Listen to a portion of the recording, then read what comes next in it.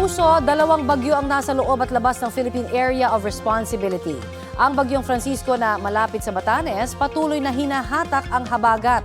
Bago pa man lumabas ang bagyong Francisco, inaasahan namang makakapasok ng PAR ang bagyong tatawaging Gardo.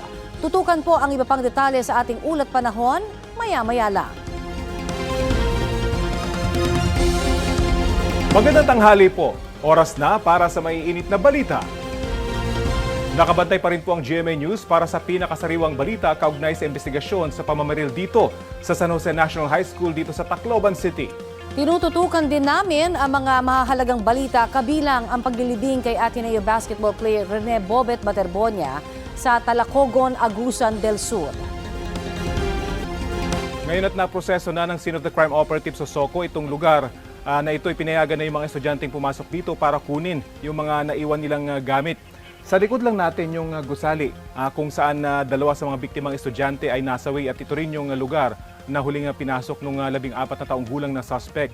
Naglagay na rin ng mga opisyal ng eskwelahan ng isang makeshift na memorial para sa kanilang 3 estudyanteng nasawi dito sa insidenteng ito sa covered area ng eskwelahan kung saan nakapaskil ang litrato ng mga biktima. Marami raw kasi ang humihiling kung saan sila pwede mag-alay ng mga bulaklak para alalahanin ang mga biktima.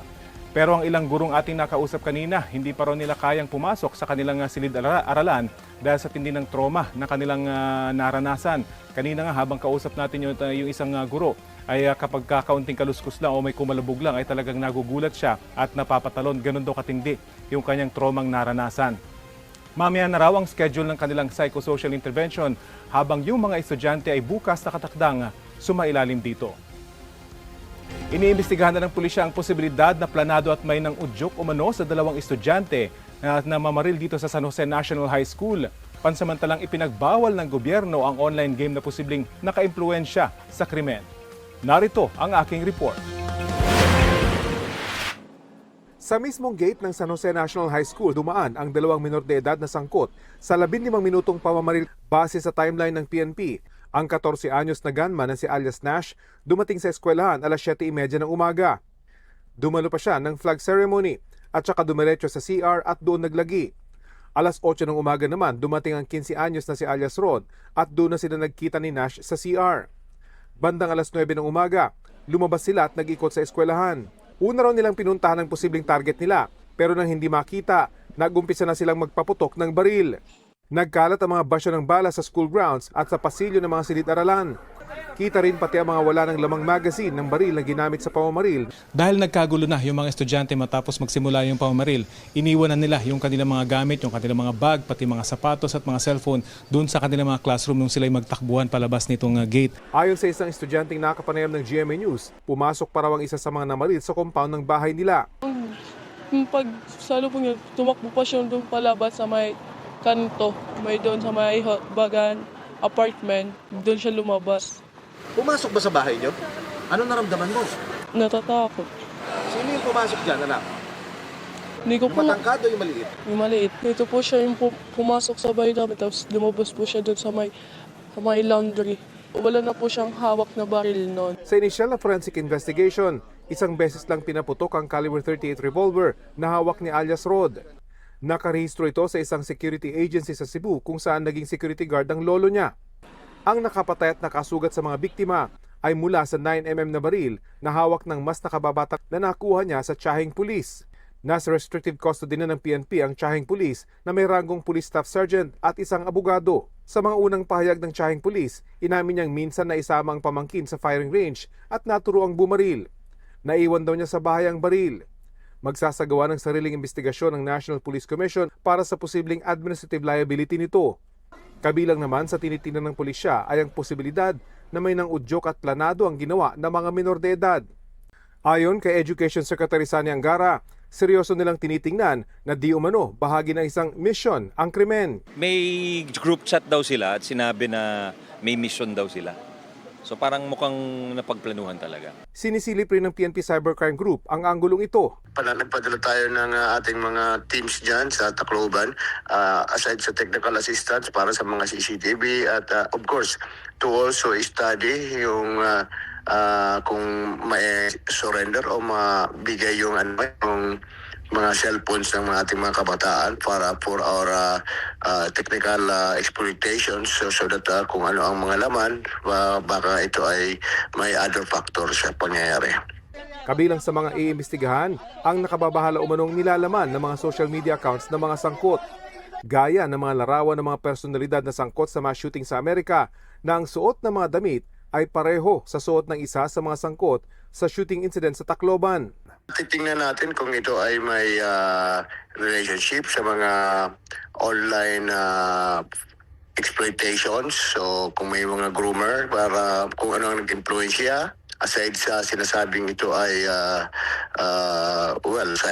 bullying. Pinag-aaralan natin kasi yung tendency na nagkaroon ng nihilistic violence extremism. Iniimbestigahan din ng pulisya ang posibleng impluensya ng isang violenteng online game. Iniutos ng Cybercrime Investigation and Coordinating Center o CICC ang pansamantalang pag-ban sa bansa ng naturang laro. Rafi Tima, nagbabalita para sa GMA News. Humihina na ang bagyong Francisco. Ayon sa Pag-asa, taglay po nito ang lakas ng hangin na hanggang 140 km per hour. Mabagal pa rin kumikilos ng 10 km per hour pahilaga base po sa 8 a.m. monitoring ng Pag-asa. Typhoon category pa rin po ang bagyong Francisco. Nananatili ang wind signal number 1 sa Batanes at sa northeastern Cagayan kasama ang Babuyan Islands. Huliyang namataan 275 km silangan ng Basco, Batanes. Papalabas na po ng Philippine Area of Responsibility ang bagyo. Sa Biyernes, posibleng nasa labas na po yan at tutumbukin naman ang Japan. Bukas, Huwebes, posible namang makapasok na ng PAR ang tropical storm na nasa Pacific Ocean. Tatawagin po yan na bagyong Gardo. Maari pang lumakas ang bagyo bilang severe tropical storm pero gigilid lamang ito sa may eastern boundary ng PAR at lalabas din sa Biyernes. Base sa inisyal na forecast ng Pag-asa, walang magiging epekto sa lagay ng ating panahon ang nasabing bagyo.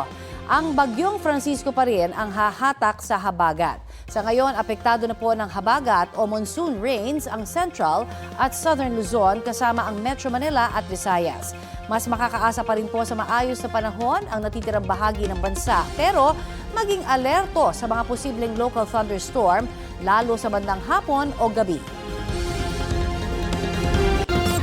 Ramdam sa iba't ibang panig ng bansa ang epekto ng habagat at ng bagyong Francisco.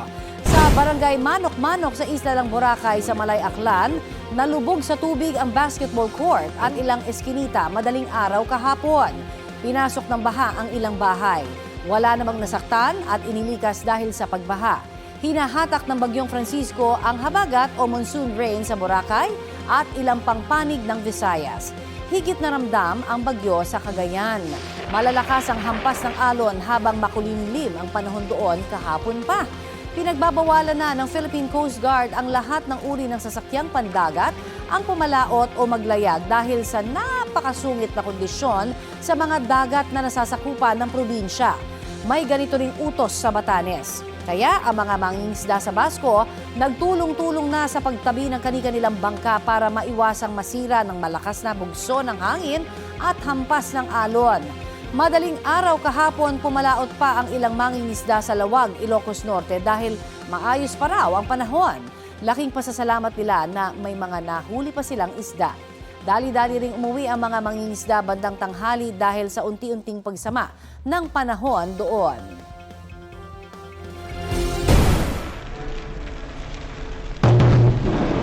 Hulikam ang pagtama ng kidlat sa isang poste ng kuryente sa Malabon. Kuha po yan sa Vicencio Street sa kasagsagan ng ulan nitong linggo. Kwento ng may-ari ng dashcam footage, nagdulot daw yan ng pansamantalang brownout sa kanilang lugar sa barangay Newgan. Nagpapasalamat ang motorista na ligtas siya at hindi tinamaan ng kidlat. Kung may pagkidlat, tandaan po ang ilang paalala ng mga otoridad. Iwasan ang paggamit ng dekuryenteng gamit. Lumayo sa kawad ng kuryente. Kung nasa labas naman ng bahay o gusali, sumilong sa pinakamalapit na bahay o gusali. Iwasang sumakay sa mga sasakyan na walang bubong o bintana. Iwasan ang basang lugar o katubigan, lalo na ang maruming tubig. Lumayo sa matataas na bagay, tulad ng nag-iisang puno o poste sa malawak na area. Arestado ang isang lalaki sa Malabon matapos madiskubring hindi lisensyado ang kanyang baril na aksidente niyang naiputok sa sarili. Balitang hatid ni Gabriel Gonzalez. Nakabenda ang kaliwang kamay at may bakas pa ng dugo ang damit ng lalaking ito sa isang bar sa barangay San Agustin, Malabon City nitong Sabado.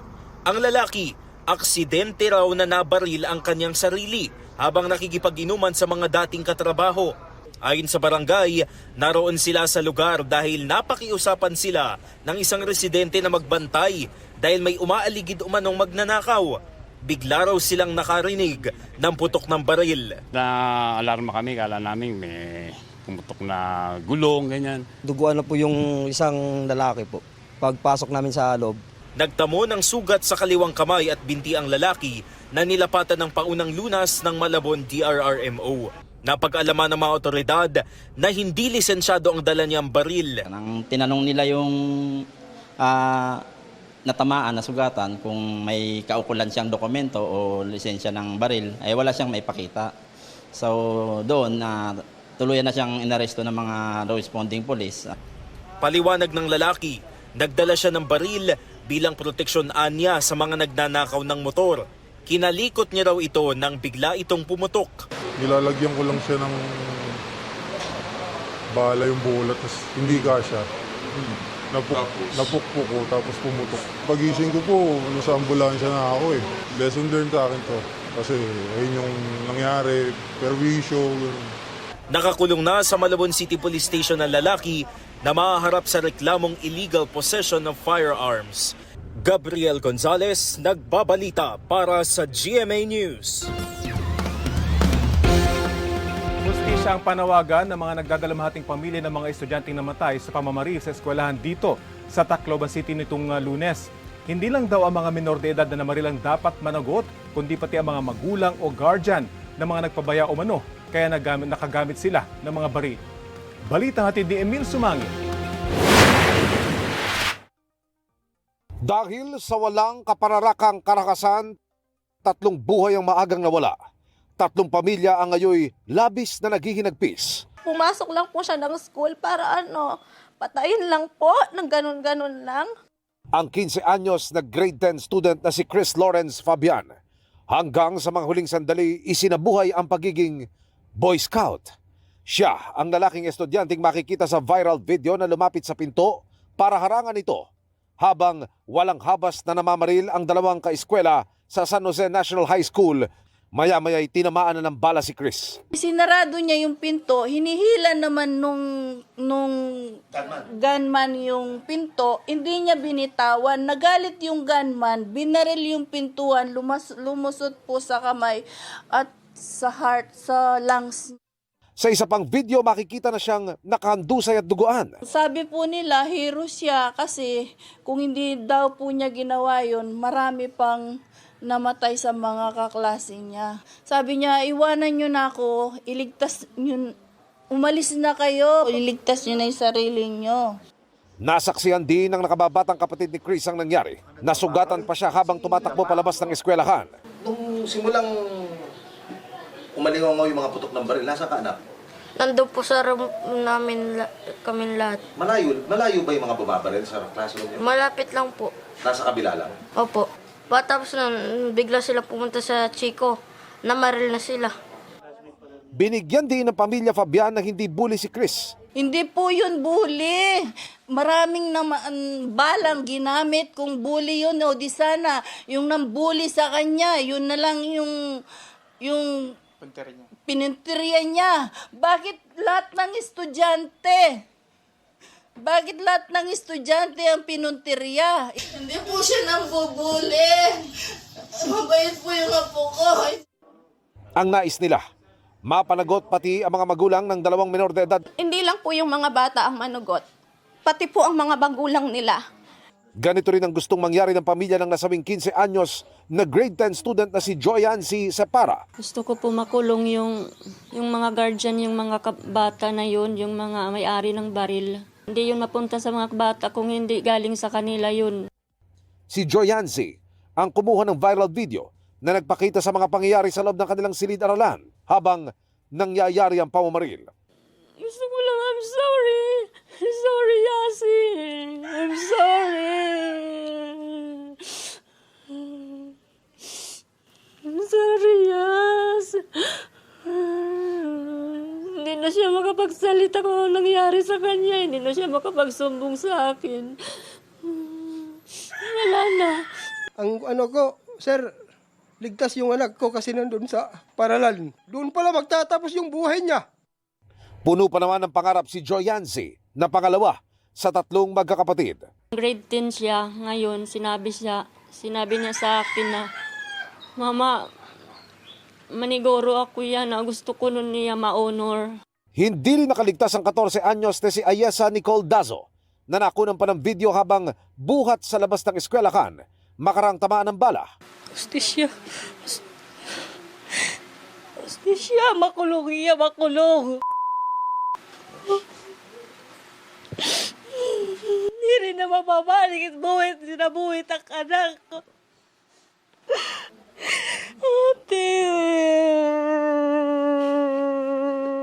It is important that we do a thorough investigation on what the real motive was. Let's not speculate. What about aid for the families victims? Oh, definitely. Definitely. That's being shouldered by the local government and the other agencies. You have to debrief them. You know, you have to work with them muna. Bukod sa 3 nasawi, may 20 ring nasugatan sa walang habas na paumaril. Sa July 1, magkakaroon ng pagdinig ang Senate Committee on Women, Children, Family Relations and Gender Equality kaugnay nito. Ayon kay Senadora Riza Ontiveros, kabilang sa sisilipin ay kung may papel ang online platforms sa pagkalat ng maralakas na ideya. Pati kung sapat ba ang ginagawa ng mga ito para hindi mapagsamantalahan ng mga kabataan. Malalim ang sugat na iniwan ng krimeng ito kaya ang sigaw ng mga naiwang pamilya, hustisya. Asan ang hustisya dito? Tulungan niyo po kami. Tulungan niyo po kami. Emil Sumangil, nagbabalita para sa GMA News. Narito pa nga rin tayo sa San Jose National High School na patuloy na nagluluksa dahil sa malagim na insidente dito noong Lunes. At sa punto ito, makakausap natin si DSWD Secretary Rexa Gatchalian. Magandang umaga po sa inyo. Sec, unang-una, kumusta? Bumisita po kayo dun sa mga naging biktima nitong paumaril. Kumusta po sila? Rafi, nautusan tayo ng ating Pangulo na agad-agad puntahan yung mga pamilya para masigurado natin both yung mga namatayan at saka yung mga nasa hospital para matulungan natin. When I say tulong, burial assistance, medical assistance, it goes without saying. Pero ang importante doon, nung day 1 pa lang, dineploy na natin yung mga social workers natin na tatabihan sila because yung psychosocial intervention ang crucial eh. How to deal with the trauma, how to heal. So importante and our social workers are equipped to help out. Yung 2 biktima nasa custody, yung 2 suspect nasa custody na po ng DSWD, ano pong intervention ang mapupunta doon sa 2? Well, nasa rehabilitation center for the youth natin sila. Right now, yung below 15 years old, kasi 2 sila, no? Magkaiba yung age bracket. Yung 14-year-old, may mga interventions yan kagad. The social workers, based on the intake, will come up with a intervention plan. At yung intervention plan na yan, hindi yan yung mabilisan, matagalan yan. Sisiguraduhin natin na ma-rehabilitate, bago natin pagpasyahan anong gagawin sa kanya. Pero it'll take years. It will take years. Ngayon, yung lagpas 15 years old, yung 15-year-old na at ilang araw ang nilagpas, yun yung ngayon dadaan sa legal proceedings para ma-check kung meron niyang table to assess kung meron siyang discernment. Alam ba niya yung ginagawa niya? Alam niya ba ang tama at mali? Alam niya ba ang consequences? Pag napatunayan na may discernment siya, then sasampahan siya ng criminal liability. May kaso yan, kasong kriminal. At yung judge ang magde-determine yan and then sasampahan siya. Ang mangyayari naman doon, kapag nahatulan siya ng judge, meron naman yan yung diversion program na gagawin. Mas mabigat yun kasi yun yung restorative justice talaga. Kailangan masigurado natin na may remorse. Ibig sabihin, sorry ba siya sa ginawa niya? And pagbabayaran niya ba yun? Naiintindihan niya ba? Then yun yung mga next na hakbang. Sa huli po namin impormasyon, tinanggap ng piskalya yung kasong isinampa sa kanila na doon sa 15 years old na triple murder at frustrated murder po. Kanino po siya mapupunta na kustodiya kapag gumulong yung kaso? Nasa amin. Sa amin yan. They will stay in one of our shelters na facilities. Actually, it's not even a shelter. It's a facility na talagang nakatuon para sa mga children in conflict with the law. Baka isipin ng mga nanonood na halo-halo kasama ng mga nabiktima, yung mga naabuso na mga bata, iba yan. Marami tayong pasilidad na ang mandato, iba-iba. Meron para sa biktima, at this case, meron para sa children in conflict with the law. Paano po yung konsepto ng hustisya para dun sa mga biktima, lalo na sa mga namatayan, gayong nasa DSWD, yung dalawang perpetrators? Well, kanina nakausap ko yung yung tatlong magulang. Yung isa, ang sinasabi nga niya, gusto nila ng assurance na hindi yung bata nasa komunidad pa rin. Yung as if nothing happened. So inassure ko, kasi hindi raw nila nakita, inassure ko hindi, nasa amin yung bata, yung dalawa. At yung mga shelter na yan, hindi yan shelter na isipin nyo na makomportable ang buhay, kundi it's more of a rehabilitation area kung saan talagang may disiplina, na nasa amin siya physically, at hindi na yan babalik sa komunidad nila, not in the immediate future. Now yung isa naman, yung 15 years old pataas, ang sinasabi nga may criminal liability siya kung may discernment. And doon rin papasok yung konsepto na pag hindi namin ma-rehabilitate at sabi ng mga social worker hindi nagbago, pagdating niya ng age of majority, ikukulong rin siya. Meron tayong mga ganong kaso like in the North Cotabato na yung after 2 to 3 years sa amin, nag-18 siya, hindi namin nakita ng pagbabago, hindi namin nakita ng remorse, itinurn over na namin sa actual na kulungan ng mga matatanda. Kumusta po yung mga magulang na nakausap nyo, yung mga namatayan, at going forward, ano may tutulong ng DSWD sa kanila? Rafi, I think yung statement na malungkot is an understatement. Hindi kasi masakit yung namatayan, mas masakit na mamatayan ng anak.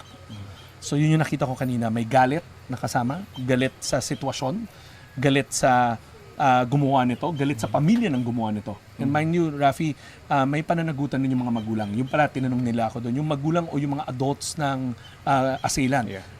Sabi nila, bakit may mga baril na nakakalat? At alam ko, iniimbestigahan na yon at ipauubaya ko yun sa kinauukulan. Pero definitely, sa opinion namin, may neglect. The mere fact nangyari ito, may neglect at may pananagutan na sila dyan. So, yung mga magulang will not go scot-free. Pero moving forward, sabi ko nga, dapat may preventive measures tayo. At bago nangyari ito, pinaigtingan natin yung mga pagpapatatag ng mga family programs natin. Kasi lagi ko sinasabi, ang unang guro ay ang mga magulang, hindi naman yung guro sa paaralan. The formative years happens at home. From the issues of bullying to the issues of social media, lahat yan pwede makorek sa tahanan pa lamang at an early age. So, sa hanay ng 4Ps, ini-improve natin yung ating family development sessions para maarmahan natin yung mga magulang ng tamang kaalaman pagdating sa mga bagong challenges sa pagiging magulang. And pangalawa, niro-roll out na yung bagong panukalang batas ng Kongreso, yung parent effectiveness. Kailangan kasi maarmahan natin yung mga magulang na maging alam nila yung gagawin nila para maiwasan to. And Rafi, madagdag ko lang, kasama kong dumating dito yung Ateneo School of Psychology at yung psychological services nila. Kasi partner namin sila dahil nga masalimuot tong problema na to. Hindi naman ito yung case lamang na tinitignan natin, kundi dapat hindi na mangyari to ulit. That's why they're with us para makahubog tayo ng mas matibay na mga family-oriented programs. They've been our partners. Pero ngayon nga, gusto nila tignan pa kung ano pa yung pwede natin ma-improve. Ideal po talaga preventive. Pero isa po sa mga debate ngayon, kung pwedeng pababaan yung age of liability para sa mga ganitong gumagawa ng krimen hanggang 12. Suportado niyo po ba? Rafi, ako, I have my own personal opinion to the matter, pero hindi na importante yon. Katulad ng statement ng ating Pangulo, open ang DSWD sa dialogo na mangyayari, sa diskusyon na mangyayari. Sa July 1, alam ko papatawag kami pare-pare sa Senado. Doon rin a-appear yung mga iba't ibang panig. Doon a-appear yung mga nagsasabing dapat ibaba. A-appear rin palagay ko doon yung mga naging biktima nitong karahasan na to. And pangatlo, a-appear rin doon yung mga policy experts o yung mga eksperto hinggil sa child development. Makikinig kami, open kami sa lahat ng anggulo, open kami sa lahat ng posibilidad, pero importante na makilahok at makinig muna kami para alam natin. Kasi Rafi, madaling magsalita na ganito ang posisyon ko, ganyan ang posisyon ko, but that's my personal opinion. But the fact remains that even the President is open to listening to the ongoing, the debates that will happen, yung diskurso na mangyayari, nakabukas yun ang aming mga tenga. Ngayong araw po yung mga teachers sa ilalim sa psychosocial intervention. Bukas at the next few days, yung mga estudyante naman. Exactly paano po yung mangyayari dito? We're taking turns, no? Actually, kausap ko yung principal. Sabi niya, it's being run by DepEd itself kasi may mga grief counselors at counselors ang DepEd. DOH has their own psychological services. And then yung DSWD are social workers. So ang importante kasi doon, Rafi, ulit-ulitin ko, these are paunang sessions. Hindi ito ang una at huli. Matagal maghilom yung ganitong sugat. Matagal mawala yung shock, matagal mawala yung trauma. So etong mga sessions na to, kumbaga, is to decompress muna. Kasi immediately we have to decompress dahil mataas yung emotional stress at anxiety na dinadaanan ng mga magulang, hindi lang ng mga namatayan at hindi lang yung mga nagkasakit, kundi yung mismong community as a whole. The school community is an organism Masaktan mo ang isang bahagi, masasaktan mo ang buo. At ang school ay parte ng isang mas malaking komunidad, yung sambayanan ng Tacloban. Masaktan na ang isang paaralan, parang sinaktan mo na yung buong syudad. So, matagal tong paghihilom na to. Kaya nga kami, kasama namin yung mga policy experts natin, yung mga eksperto sa larangan na to, para hindi aalis ang mga social workers namin sa mga apektado hanggang sa maka-heal at maka-move on. Very quickly po, mag-iikot pa po kayo dun sa mga hospitals. May naikot na kayong hospital kanina. Kumusta po yung mga victims? Well, sa mga palad, nakapunta ako sa 2 hospital at nandun pa sa ICU yung 2. Sabi naman ng doktor na they're doing everything they can para masigurado na makarecover na maayos. Kaya lang ako pumunta dahil tulad ng sinabi ko na utusan ako ng ating Pangulo to assure the families na wag na nila isipin yung gastusin sa pagpapalibing, wag na nila isipin yung gastusin sa hospital, kasi yung iba private hospital. Sagot na ng DSWD yun. Ang gusto namin is sila makafocus sa mga anak nila na nasa hospital, and at the same time, yung makaheal rin sila personally, kasi this is a very traumatic experience. Tulad ng sinabi ko, pati yung mga magulang may trauma yan na bit. Sabi nga nung isa, yung anak niya nagigising sa gabi ng umiiyak. Then those are telltale signs already of ongoing trauma or stress. Kaya nga yung social worker natin, hindi sila lulubayan hanggang sa makaraos sa insidenteng to. Okay. Maraming salamat po sa oras na Thank binahagi you, niyo sa Balitang Rafi. Harian. Thank you very much po. Balik muna sa studio.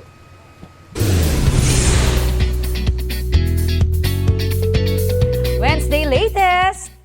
LSS is real sa newest single ni Kapuso Soul balladeer Garrett Bolden na Mamang Sastre.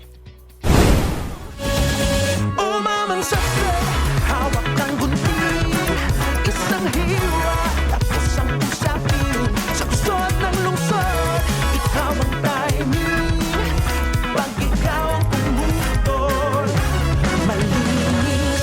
Ang collab song na yan ni Garrett at rapper Pio Balbuena ang official theme song ng GMA Prime action drama series na The Master Cutter.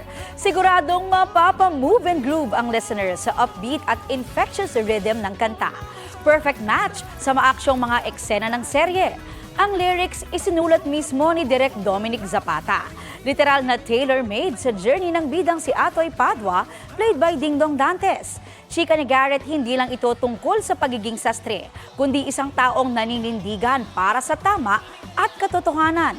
Last June 22 napanood si Pio as guest star na gumaganap bilang rockstar na si Rocky. Ang iba pang tumitinding eksena sa The Master Cutter, mapapanood gabi-gabi sa GMA Prime. Naatrasan ng kotseng yan ng isang tindahan ng car parts sa La Trinidad, Benguet. Agad umalis ang driver na tila walang nangyari. Sa investigasyon ng pulisya, nakainom noon ng lalaki na tumakas daw matapos masangkot sa isang away. Aksidente raw niyang nalagay sa reverse ang kambyo na dahilan ng insidente. Nasa kustodiya na ngayon ng mga otoridad ang nahulikam na driver. Sinusubukan pa siyang makuna ng pahayag. Tinatayang nasa 300,000 piso ang halaga ng pinsala sa nabanggang tindahan. Nagpaabot ng pakikiramay si Vice President Sara Duterte sa pamilya ng mga nasawi at nasaktang estudyante sa pamamaril dito sa San Jose National High School. Sabi ng bise, hindi ito ang unang beses na may napahamak ng estudyante, kaya dapat ng aksyonan ng gobyerno ang anyay seryosong kakulangan nitong protektahan ang kabataan. Ipinapakita rin daw ng trahedya ang kabiguan anya ng gobyerno na kilalanin ang halaga ng intelligence gathering at pagtukoy sa mga banta bago pa man may mawalang mga buhay. Hindi raw pwedeng umaksyon lang ang mga otoridad kung kailan may nasaktan o nasawi ng mga bata. Kinwestiyon ng Malacanang ang pahayag ng bisi tungkol sa intelligence gathering. Sabi ni Palace Press Officer Claire Castro, ang mga sangkot sa pamamaril ay hindi mga terorista kundi mga estudyanteng nalulung umano sa online gaming na may karahasan. Kung magaling daw mamuno ang bise, sana rin daw ay nagbigay siya ng mungkahi o solusyon. Nauna nang iniutos ni Pangulong Bongbong Marcos ang malalimang investigasyon sa pamamaril. Halos tapos na raw ang investigasyon ng PNP-CIDG sa pagkamatay ng mga student-athlete ng Ateneo de Manila University na sina Rene Baterbonia at Divine Adili. Ayon kay Department of the Interior and Local Government Secretary John Vic Remulla, ipapasa nila sa Biyernes sa Department of Justice ang resulta ng investigasyon para sa pagsasampa ng kaukulang reklamo. Sa ngayon, medyo conclusive na raw ang kanilang investigasyon, pero may ilang personalidad pang ipapatawag ayon kay Remulla. This investigation has been going on for the last 2 weeks. We've interviewed over almost 100 people. Bukas po ay ipapatawag si Manny Pangilinan at si Father Bobby Yaku. Dati nang sinabi ng MVP Sports Foundation na hindi nila pagmamayari ang Ateneo Men's Basketball Team. Wala rin daw silang kinalaman sa training program, management, recruitment, coaching at development ng mga student-athlete. Nagbibigay lamang daw sila ng pondo sa koponan tulad daw ng ginagawa nila sa ibang sports teams. Ngayong umaga naman, dumating sa tanggapan ng PNP-CIDG si Yap na presidente ng Ateneo, maging ang dating Ateneo basketball player na si Gian Mamuyak.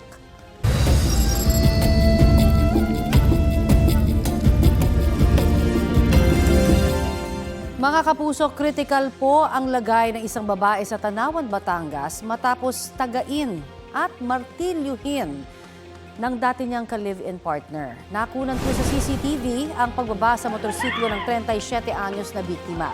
Inabangan siya ng dating kinakasama at doon na siya ilang beses tinaga gamit ang itak.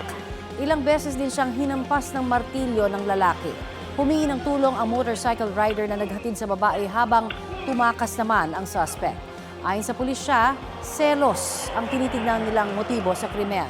Patuloy pang tinutugis ang suspect.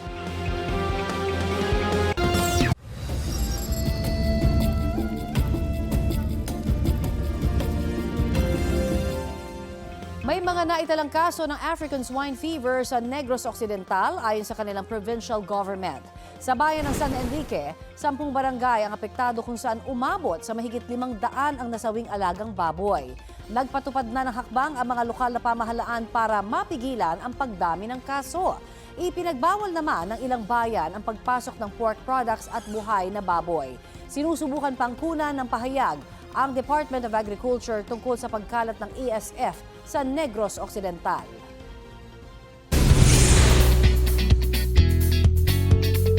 Subentro sa fact-checking ng digital information at online consumption ang B1 Tama Talk na ginawa sa GMA Network. Pinangunahan niya ni Anak TV President Elvira Yapgo at I Believe host at B1 Tama Ambassador Chris Chu. Aabot sa mahigit 100 college students ang dumalo sa talk. Sabi ni Chris, importanteng matutukan at magabayan ang mga kabataan sa kanilang cyberspace. Aminado siyang challenging ang mabilis na access sa paggamit ng mga gadget. Si Yapgo naman binigyang diin na importante pa rin ang human connections and activities kahit na digital age na. Pabor din si Yapgo na dapat may moderation sa paggamit ng social media at AI. Yun ang sinasabi ni Popleo ngayon. Hindi masama ang AI, pero kailangan manaig ang human contact, human relationship, ang human side ng tao. Huwag kalimutan. Be responsible sa pag-monitor ng mga, hindi lang kabataan pati tayong grown-ups. It can be dangerous for us, no? So mga kinokonsume natin mga impormasyon. So kailangan talaga mag-ingat. And hopefully, there'll be more regulation. Ipinagdiriwang sa ilang panig ng bansa ang kapistahan ni St. John the Baptist. Gaya po ng sikat na basaan o Wata Wata Festival dyan sa San Juan City. May ulat on the spot si Oscar Oida. Oscar! Yes, Connie, wet kung wet but with a limit. Yan ang nagiging siste ngayon sa isinasagawang Wata Wata Festival dito sa San Juan. Gaya na kagawian, naandyan pa rin yung basaan galore. Pero may mga limitasyon na yan, Connie, no? Nariyan na rin ang meron ng basaan zone. Dito na lamang yan sa may kabaan ng Pinaglabanan Road sa pagitan ng P. Guevara at N. Domingo. Pag nambasa ka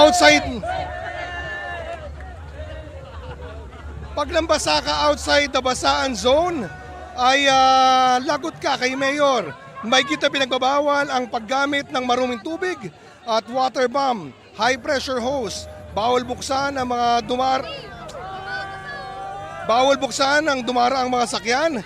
Ang mga lalabag ay papatawan ng 5,000 multa at pagkakakulong ng hanggang 10 araw. Pasado alas 8 ng umaga ng paunahan ni Mayor Zamora ang basahan. Sa mga sandaling ito ay napapatuloy ang mga programa at yung mga tao dito hindi na papakiusapan. Pinakiusapan natin na huwag muna magbabasa dahil baka mabasa yung mga gamit. Ultimo yung cellphone ko habang binabasa ko binabasa. Talagang hindi pa awat, hindi mapakiusapan. Pero tuloy ang Wata Wata Festival dito sa San Juan. Nagaganap pa rin yung concert. Sa mga sandaling ito at tinaasan, magpapatuloy ito hanggang alas 2 ng hapon. Connie? Maraming salamat, Oscar Oida. Samantala, posibleng makatulong ang agham sa pag-unlad ng maliliit na negosyo at kabuhayan. Ayon po yan sa Department of Science and Technology. Yan ang layunin ng kanilang programang Negosyensya, tampok sa programa ang Micro, Small and Medium Enterprises o MSMEs na natutulungan ng agham at makabagong teknolohiya. Mapapanood po ang Negosyensya dito sa GTV at Super Radio DZBB tuwing Sabado, alas 9 hanggang alas 9:30 ng umaga. Sa GTV. Update po tayo sa lagay ng panahon. Kausapin po natin si Pag-asa Assistant Weather Services Chief Chris Perez. Magandang umaga at welcome sa Balitang Hali. Magandang umaga, Miss Connie, at sa lahat po na ating mga taga-subaybay. Sir, bagamat humina ang Bagyong Francisco, posible hong magdulot pa rin ba ito ng pag-ulan? Tama po, no? Actually, meron tayong weather advisory patungkol sa pag-ulan na pwedeng idulot nitong Bagyong si Francisco dito sa may bandang dulong Ilagan Luzon.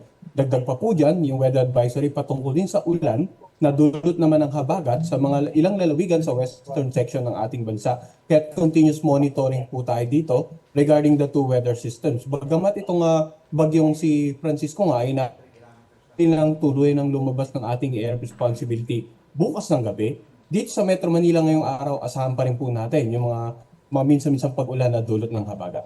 Mahahatak din ba ng papasok na bagyo itong habagat, sir? Sa ngayon itong tropical storm nasa labas ng ating air responsibility, bagamat inaasang papasok ay magiging saglit lang, hindi mamamalagi ng matagal at napakalayo po nito para maghatak ng habagat. Ang nakikita po nating senaryo, itong Bagyong si Francisco, kahit lumabas na sa ating air responsibility sa patuloy na pagkiling ito pahilaga patungo dito sa may bandang Southern Island of Japan ay posible pa rin pong maghatak ng habagat na siya namang posibleng magdulot ng pag-ulan lalong-lalo sa mga lalawigan sa kanlurang bahagi ng Hilagat Gitnang Luzon at maging sa kanlurang bahagi ng Katimugang Luzon sa mga susunod na araw. I see. At magkakaroon ho ba ng interaction kaya yung Francisco at papasok na bagyo na tatawaging Gardo? Well, ang nakikita po kasi natin kung patuloy na kikilos pahilaga itong dalawang bagyo sa mga susunod na araw ay may tendency na humina na po ito, no? Kasi hindi na favorable yung environment dito sa may bandang mid-latitudes para sa further development at medyo may kalayuan po ang distansya nitong dalawang weather system, nitong dalawang bagyo. Kaya maliit po ang tsansa na magkaroon ng interaction itong dalawang bagyo, itong si Francisco at itong ang posibleng tawagin natin Gato. Okay. Yung lagay po ng panahon dito naman sa Metro Manila, ano ho ang aasahan natin sa mga susunod na araw? Well, ang nakikita po natin, posibleng patuloy yung pag-ibay ng habagat kahit nasa labas na si Francisco. Kaya dito sa Metro Manila, asahan pa rin po natin magiging maulap. May mga posibilidad pa rin po ng mga pabugsong pag-ulan, lalo na sa dakong hapon o gabi. Okay, marami pong salamat sa inyo pong ibinahagi sa aming impormasyon at inyo pong oras. Thank you. Maraming salamat din po at magandang umaga sa inyo lahat. Yan po naman si Pag-asa Assistant Weather Services Chief Chris Perez. The International Criminal Court is now in session. Rodrigo Roa Duterte.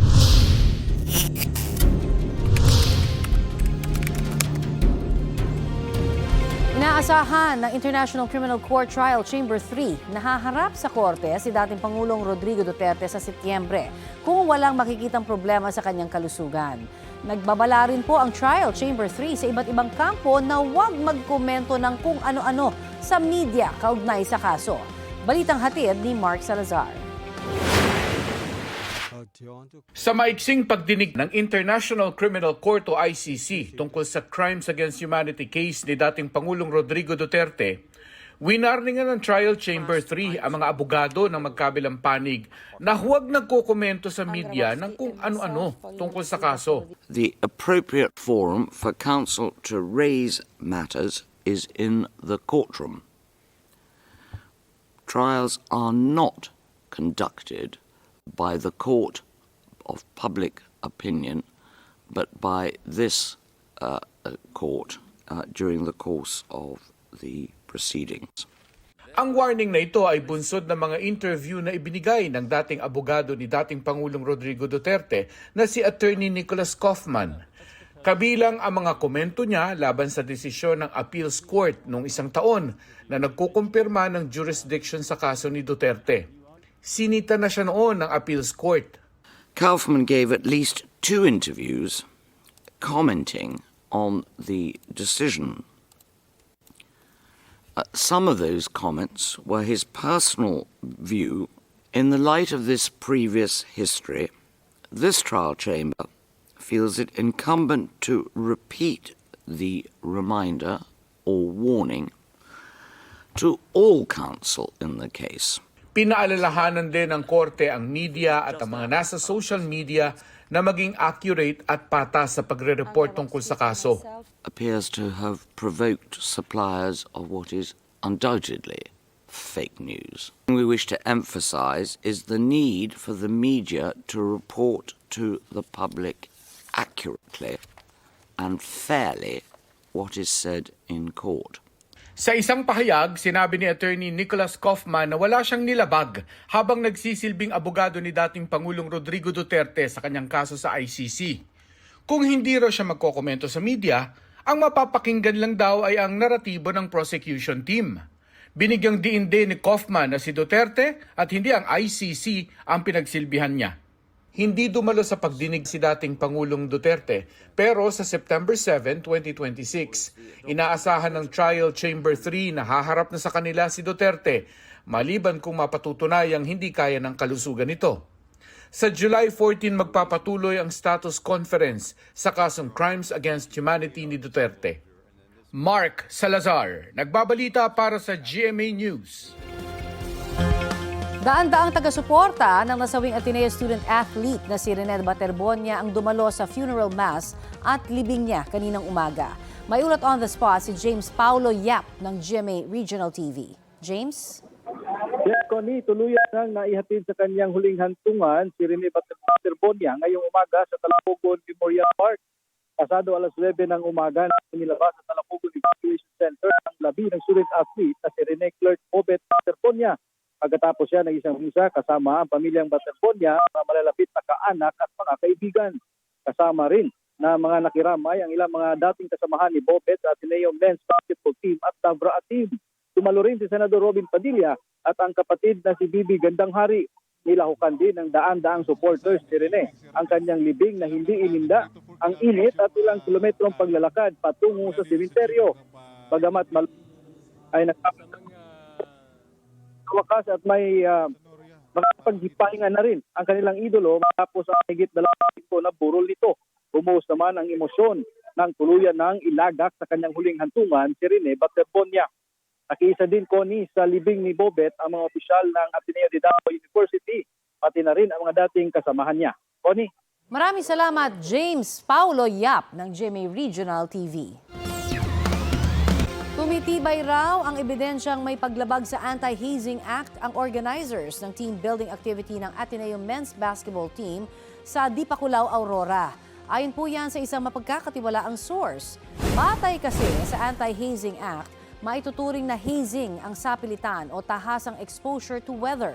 Ayon sa mga investigador, 2 mahahalagang elemento ang tinitingnan nila. Una, kung bakit hindi na lang ginamit ang swimming pool na hanggang 5 feet lang ang lalim. Lalo't SOP daw sa mga aquatic training na isagawa ang drill sa isang controlled environment. Pangalawa, bakit isinagawa ang drill sa dagat noong mag-high tide ng alas 2:30 ng hapon? Kahapon, nagsagawa na po ng reenactment ng insidente ang PNP CIDG sa beach resort kung saan isinagawa ang team building activity. Nakikipagtulungan naman sa NBI ang pamunuan ng resort kung saan nakabilat ang koponan.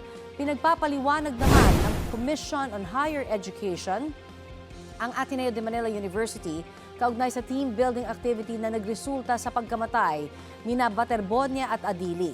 Batay sa kanilang investigasyon, nakitaan umano nila ng ilang paglabag ang Ateneo kaugnay sa mga regulasyon sa off-campus activity, pati na rin sa pagpapabaya umano sa kanilang tungkulin na gabayan at protektahan ang mga estudyante bilang kanilang pangalawang magulang. May 10 araw ang Ateneo para sagutin ang show cause order kung bakit sila dapat hindi mabigyan ng sanctions. Dagdag pa ng CHED, may ilang dokumentong hindi isinumite ang Ateneo kahit ilang beses nila itong hinihiling.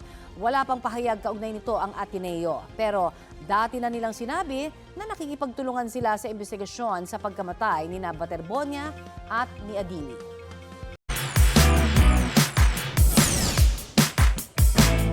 Full of sweetness ang hatid online ng isang bata sa San Jose del Monte, Bulacan. Bago kasi pumasok ng school, meron siyang rule. Oo, yan. Yung kiss muna kay mommy bago umalis at hindi lang daw dapat siya ang gumawa niyan. Dapat si daddy rin. Ayun. Okay na kay mami. Yan. Oops, ha?